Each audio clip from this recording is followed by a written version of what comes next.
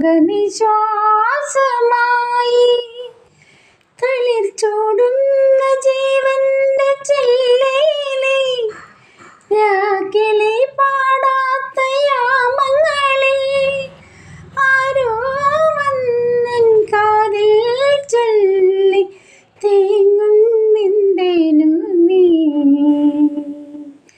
താനേ പൂവിട്ട്